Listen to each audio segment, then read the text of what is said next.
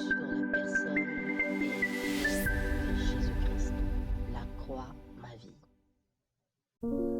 Shalom. Nous sommes heureux, contents de partager ces moments avec vous. Soyez les bienvenus sur ce podcast qui parle du pardon. Depuis un temps, sur votre plateforme La Croix Ma Vie, il a plu au Seigneur dans le cadre de notre programme de prière, le live de prière de tous les mardis et jeudis à 19h le soir. Nous prions et nous intercédons en analysant le thème du pardon. Nous croyons que le Dieu du pardon est encore vivant, il est encore efficace. Pas qu'il mourra demain, mais il semble que beaucoup ont oublié et certainement beaucoup ne croient vraiment plus en lui. Et nous qui croyons qu'il est capable, qu'il veut venir en aide aux familles, aux couples, aux foyers, nous qui croyons qu'il le veut, voilà pourquoi par sa grâce, nous nous attelons à parler du pardon, car la puissance du pardon continue à agir, continue à se manifester par la restauration, le rafraîchissement, le relèvement de couples, de familles, de foyers, de maisons entières. Et c'est dans ces cadres-là que nous vous proposons ces podcasts. Nous vous prions de vous installer et de rester scotchés jusqu'à la fin autour de ces très beaux thèmes.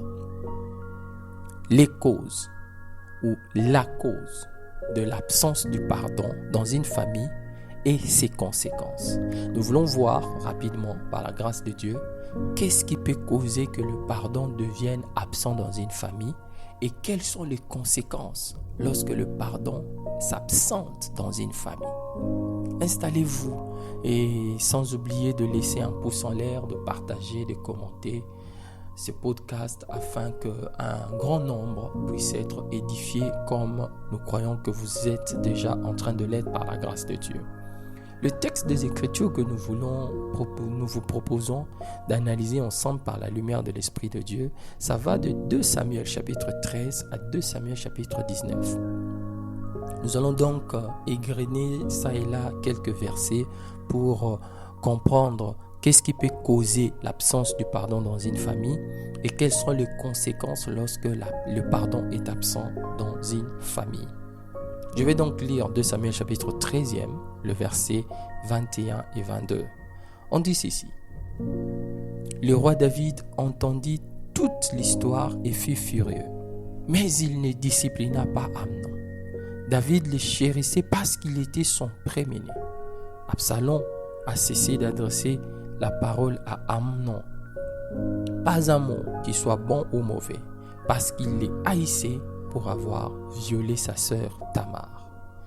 Pour le contexte et la petite histoire, de quoi il s'agit? Il s'agit du viol qui a eu lieu dans la maison du roi David. Le fils aîné de David a violé une de ses petites sœurs du nom de Tamar. Absalom, le grand frère direct de Tamar, a été affecté, comme cela serait le cas pour tout homme normal, par cet acte ignoble. Mais Absalom a été affecté doublement. Premièrement, par le fait de voir son frère aîné abuser de la petite sœur. Mais deuxièmement, par le fait de voir que le roi qui a appris l'histoire n'a pris aucune mesure de discipline. Bien aimé, ceci nous amène à pointer les doigts sur la cause principale qui chasse, qui casse, qui détruit l'atmosphère du pardon dans une famille. Et quelle est cette cause? Cette cause n'est rien d'autre que la mauvaise gestion de priorité dans une famille. La mauvaise gestion de priorité. Je ne parle pas de la gestion de problèmes, je parle de la gestion de priorité. Quelles sont les priorités et quelles sont les choses qui peuvent être regardées comme des priorités dans une famille? Et ici, permettez-moi de préciser qu'il s'agit de familles chrétiennes. Voilà pourquoi nous nous appuierons et nous nous laisserons cadrer par les Écritures. Il s'agit de familles chrétiennes. Et même lorsqu'il s'agit de familles chrétiennes, il y a ce qu'on appelle ou que l'on peut qualifier de priorités principales et de priorités secondaires. de priorités générales et de priorités spécifiques. Et ici, nous nous attardons sur les priorités bibliquement parlant, de priorités générales qui doivent être observées dans toute famille chrétienne. La première de ces priorités, c'est l'amour de Dieu. L'amour de Dieu. L'amour de Dieu est la première de priorités que l'on doit voir le parent honorer, chérir et servir au sein de leur famille. J'ai lu pour vous Deutéronome 10, verset 12. On dit ceci: « Maintenant, Israël, que demande de toi l'Éternel, ton Dieu, si ce n'est que tu craignes l'Éternel, ton Dieu, afin de marcher dans toutes ses voies, d'aimer et de servir l'Éternel, ton Dieu, de tout ton cœur et de toute ton âme. » D'aimer, craindre, aimer et servir. Voilà la première priorité. Craindre, aimer et servir. Tout cela, ça peut s'englober dans ce grand terme, aimer Dieu. Quand tu aimes Dieu, tu vas les servir. Quand tu aimes Dieu, tu vas les craindre. Et voilà la première priorité. Permettez cette tautologie, c'est pléonasme. Voilà la première priorité générale dans toute famille chrétienne. Et l'analyse du texte de 2 Samuel 13 montre que c'était une chose qui n'était pas vraiment une priorité. Ça n'a pas été regardé comme une priorité dans la maison de David. Parce que dans une maison où on craint l'Éternel, on ne peut pas tomber dans un péché de viol. Ça pourrait être accepté que ça soit avec quelqu'un de l'extérieur, mais pas avec quelqu'un de sa propre maison, pas avec quelqu'un avec qui l'on partage le lien de sang, pas avec sa petite sœur que l'on a vu naître et grandir. Tout ça est rendu possible, pourquoi? Parce que les parents n'ont pas privilégié l'encouragement, l'instruction des enfants à aimer l'Éternel, à craindre l'Éternel. Dans un cœur où il y a la crainte de Dieu, pareille pensée ne peut pas prospérer. Dans un cœur où l'Éternel est aimé, on ne peut pas imaginer faire du mal à l'autre. C'est pas possible. Chers parents, la première priorité dans une famille chrétienne, la première priorité à sécuriser dans une famille chrétienne, c'est de tourner tous les enfants dans ce style de vie où tous les enfants développent de l'amour d'une manière individuelle, sincère et vraie à aimer Dieu. Voilà la première priorité. La deuxième priorité, c'est la communication. La communication. Nous allons voir que la mauvaise gestion de ces deux priorités a causé l'absence du pardon ainsi que les conséquences. La deuxième priorité, c'est la communication. Nous sommes toujours dans notre beau livre. J'aime bien le livre de Deutéronome. Écoutez ce que la Bible dit dans Deutéronome chapitre 6e, les versets 6, 7, 8 et 9. On dit ceci: « Inscrivez sur vos cœurs ce commandement que je vous ai donné aujourd'hui. Faites-les entrer dans votre cœur et faites-les entrer dans le cœur de vos enfants. Parlez-en où que vous soyez, assis à la maison ou marchant dans la rue. Parlez-en depuis le moment où vous vous levez le matin jusqu'à celui où vous vous couchez le soir. Attachez-les à vos mains et à votre front pour vous en souvenir. Inscrivez-le sur le montant de vos maisons et sur le porte de vos villes. » La communication est la deuxième priorité. Ici, nous voyons comment est-ce que la Bible nous encourage dans la famille à avoir des temps où on ouvre la loi de Dieu, avoir des temps où on s'arrête pour réfléchir sur la loi de Dieu, avoir des temps d'échange entre parents et enfants, entre enfants autour de la loi de Dieu. Le commandement est clair, l'instruction est claire. Il dit ceci: faites-les entrer dans votre cœur et faites-les entrer dans le cœur de vos enfants. Parlez-en où que vous soyez, assis à la maison ou marchant dans la rue. Parlez-en depuis le moment où vous vous levez le matin jusqu'à celui où vous vous couchez le soir. Chers parents, vous voyez, Ça, c'est la deuxième priorité de famille chrétienne. Mais quand nous rentrons dans notre texte, nous voyons que le roi n'a pas su s'y prendre convenablement face à ces deux priorités. Premièrement, si les enfants, notamment le fils aîné, avaient dans son cœur inscrite la loi de Dieu, les pensées de violer sa sœur, sa petite sœur, ne prospéreraient pas. Deuxièmement, si la parole de Dieu était inscrite et présente, rappelée de manière continuelle, constante et aimée dans la maison de David, Absalom n'allait pas réussir à garder rancune contre son frère. Nous allons voir cela par la suite. Et si dans cette maison, il y avait la communication, on n'allait pas lire ces bouts de texte qui dit, je vais relire ça rapidement, le roi entendit toute l'histoire. On entend, il y a une différence entre entendre une chose et voir la chose se faire.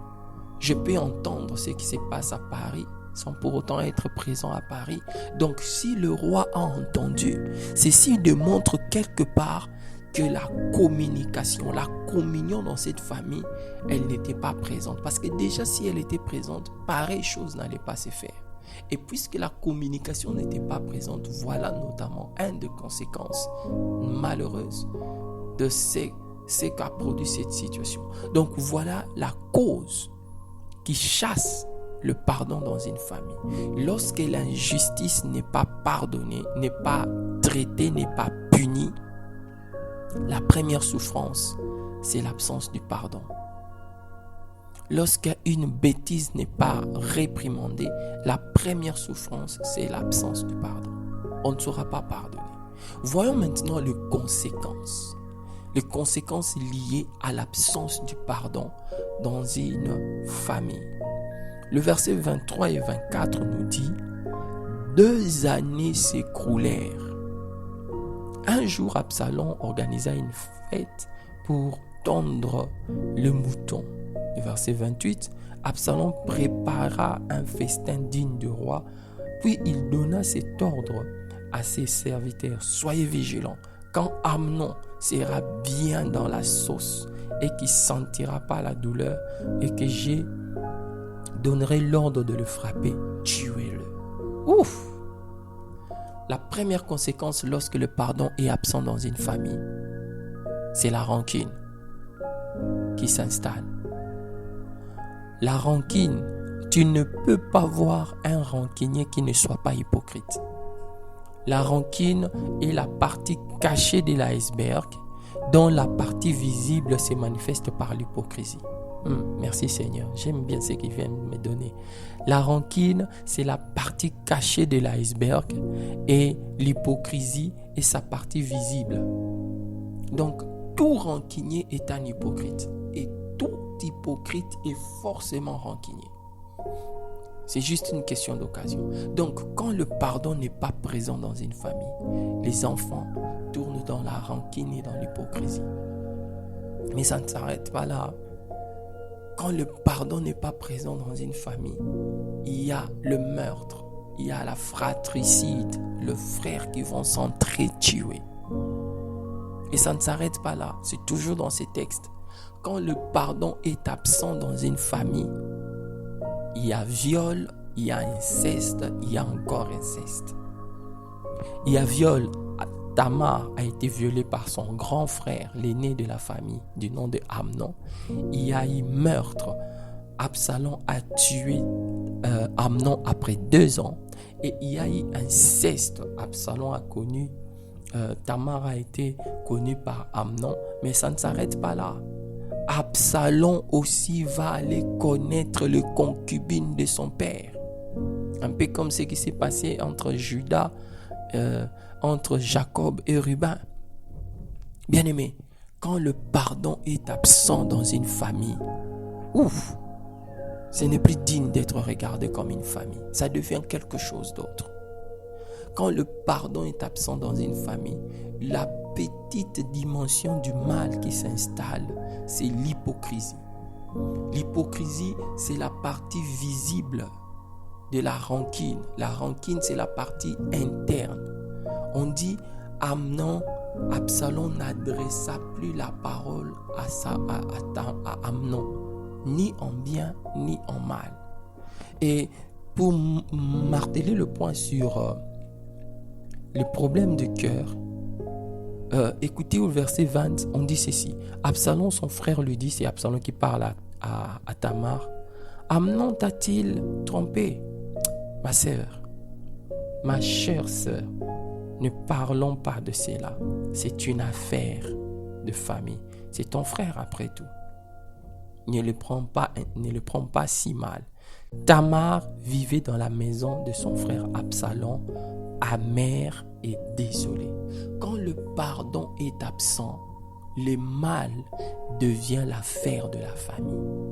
Quand le pardon est absent, l'amertume devient présent dans la famille. La désolation, la dépression, le cœur brisé seront localisés dans une famille où le pardon est absent. Je vais m'arrêter par là. Merci pour ces 16 minutes que vous nous avez accordées. Nous vous invitons à nos séances de prière où nous parlons et nous prions sur cet aspect de choses et nous voyons le Seigneur nous faire beaucoup du bien. Que le nom du Seigneur soit béni. Dans la description de ce podcast, vous verrez un lien qui dit vos requêtes par ici. Codez votre nom. Si vous avez un besoin de prière, rejoignez ce groupe, donnez votre requête de prière et nous croyons que le Seigneur ne cessera de nous faire le bien. Que le nom du Seigneur soit béni. Permettez-moi de prier alors que nous terminons ce moment. Père, merci d'étendre ta main et de toucher, de guérir ces bien-aimés hommes et femmes que tu as permis d'écouter ces messages. Souffle, Seigneur, le vent du pardon, car c'est la clé parmi les clés que tu as données à Pierre, que tu nous as donc données à nous qui croyons en toi et qui sommes sur la terre. Permets-nous de les utiliser pour voir la restauration jaillir dans nos familles. Au nom puissant de Jésus-Christ, nous avons ainsi prié. Amen. Shalom chez vous.